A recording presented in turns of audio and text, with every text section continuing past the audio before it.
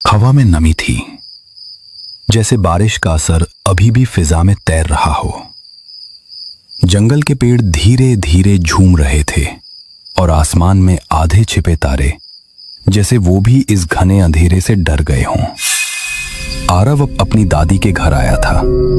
जंगल के किनारे बना एक पुराना लकड़ी का घर, जिसकी दीवारों में भी जैसे पुरानी कहानियों और अनकहे रहस्यों की सांसें बसी हों। थोड़ी ही दूरी पर एक तालाब था, बिल्कुल शांत, लेकिन अजीब तरह से जिंदा महसूस होता हुआ, जैसे किसी की आंखें अंदर से झांक रही हों।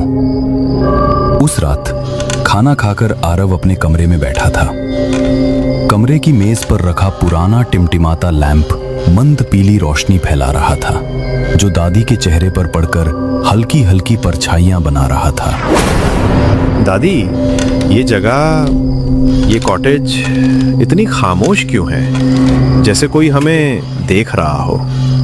ये जंगल, यहाँ की हवा में कुछ अलग है, कुछ पुराना। यहाँ के लोग कहते हैं कि रात के वक्त तालाब के पास नहीं जाना चाहिए। दादी, आप भी ना, ये तो बस जंगल है, थोड़ी सी हवा, थोड़ा सा अंधेरा, इसमें डरने वाली क्या बात है? दादी, सच बताओ, कोई ऐसी बात है जो आप हमसे छुपा रही हैं? कोई पुरानी कहानी, कुछ अजीब, कुछ डरावना? कहानियां तो बहुत हैं बेटा, पर कुछ कहानियां बोलने से पहले सोचना पड़ता है, क्योंकि उनके शब्द और उनका असर हवा में रह जाते हैं। दादी, आप ऐसे क्यों बोल रही हैं? ऐसा क्या है इस लेक के बारे में? हमें तो बस ये लगा था कि ये एक नॉर्मल सा कॉटेज है। नॉर्मल? ये तालाब, ये जंगल, ये नॉर्मल नहीं है। यहाँ की मिट्टी में, पानी में कुछ ऐसा है जो कभी सोता नहीं। कभी कभी रात के वक्त एक आवाज सुनाई देती है, एक औरत का रोना। औरत का रोना? कौन सी औरत दादी? क्या बात कर रही हैं आप? तुम लोग छोटे हो, शायद समझ ना पाओ, पर यहाँ के लोग जानते हैं, वो यहाँ से कहीं नहीं गई। उसका दर्द, उसका श्राप अब भी यहाँ है। दादी, आपको कोई डरावनी कहानी आती है क्या? कोई भूत की कहानी?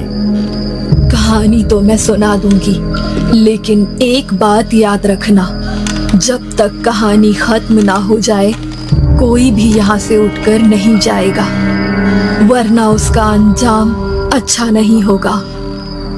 ठीक है दादी। बेटा, ये कहानी मशहूर है, लालो रोना की, लेकिन वो सिर्फ एक कहानी नहीं, एक श्राप है। उसका रोना आज भी इस हवा में सुनाई देता है। बहुत पहले एक छोटे से गांव में एक औरत रहती थी। उसका नाम था मारिया। उसकी जिंदगी खुशियों से भरी थी। एक प्यार करने वाला पति, 2 मासूम बच्चे और हंसी खुशी भरा घर। लेकिन खुशियां अक्सर सबसे पहले उसी के घर से जाती हैं। एक दिन सब कुछ बदल गया। मारिया के पति की जिंदगी में कोई और आ गई, एक अमीर औरत, सुंदर, घमंडी और लालची। उसके पति ने धीरे धीरे मारिया और बच्चों से दूरी बना ली। मारिया रोती रही, विनती करती रही, पर एक दिन उसका पति हमेशा के लिए चला गया। मारिया का दिल टूट गया, नहीं, टुकड़ों में बिखर गया। वो किसी से बात नहीं करती, खाना नहीं खाती, बस चुपचाप बहते पानी को देखती रहती। कभी नदी, कभी झील, मानो उसे पानी में अपना दुख दिखाई देता हो। दिन बीतते गए और उसके अंदर कुछ मरने लगा, शायद उम्मीद या शायद इंसानियत। एक रात मारिया अपने दोनों बच्चों को नदी के किनारे ले गई। उसके चेहरे पर आंसू थे और आंखों में पागलपन। बच्चों ने माँ का हाथ पकड़ा। माँ, डर लग रहा है, लेकिन उस पल वो माँ नहीं रही थी, बस एक टूटी हुई आत्मा थी जो बदले की आग में जल रही थी। और फिर उसने अपने ही बच्चों को ठंडे काले पानी में धक्का दे दिया। उनकी चीखें आज भी उस घाट पर गूंजती हैं, माँ बचाओ। लेकिन मारिया ने अपना दिल पत्थर की तरह बांध लिया था। पानी ने उसका सब कुछ छीन लिया था, उसकी सांसें, उसकी जिंदगी और मारिया की आत्मा। जब पानी शांत हो गया, चांद बादलों के पीछे से निकल आया। उसी रोशनी में मारिया को एहसास हुआ उसने क्या कर दिया। उसके हाथ कांपे, वो चीखी, रोई, पागलों की तरह पानी में कूद पड़ी, मगर बहुत देर हो चुकी थी। उसके बच्चे हमेशा के लिए खो चुके थे। उसकी अंतिम चीख इतनी भयानक थी कि पूरा घाट कांप उठा। कहते हैं वो चीख इंसान की नहीं थी, वो उसकी आत्मा के फटने की आवाज थी। कुछ दिनों बाद मारिया की लाश किनारे पर मिली, लेकिन गांव वाले कहते हैं वो मरी नहीं थी, वो शापित हुई थी।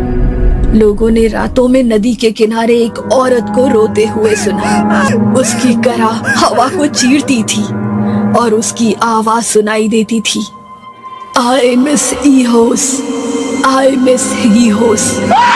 इसका मतलब, ओ मेरे बच्चों, धीरे धीरे लोग समझ गए ये कोई इंसान नहीं, ये लालोराना रोती हुई औरत है। वो अपने गुनाहों के लिए मुक्ति नहीं पा सकी, इसीलिए भगवान ने उसे श्राप दिया। वो हमेशा अपने बच्चों को ढूंढती रहेगी, लेकिन कभी नहीं पा सकेगी।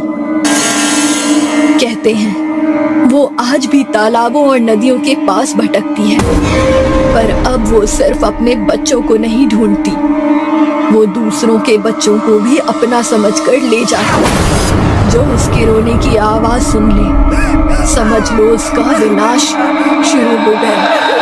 और अगर कोई उसका नाम लेकर उसे बुलाए, वो तुरंत सामने आ जाती है। भीगी हुई नीली पड़ी त्वचा, खाली आंखें, मौत जैसी ठंडी आवाज। लोग कहते हैं कुछ आत्माएं सिर्फ श्रापित नहीं होती, खुद श्राप बन जाती हैं।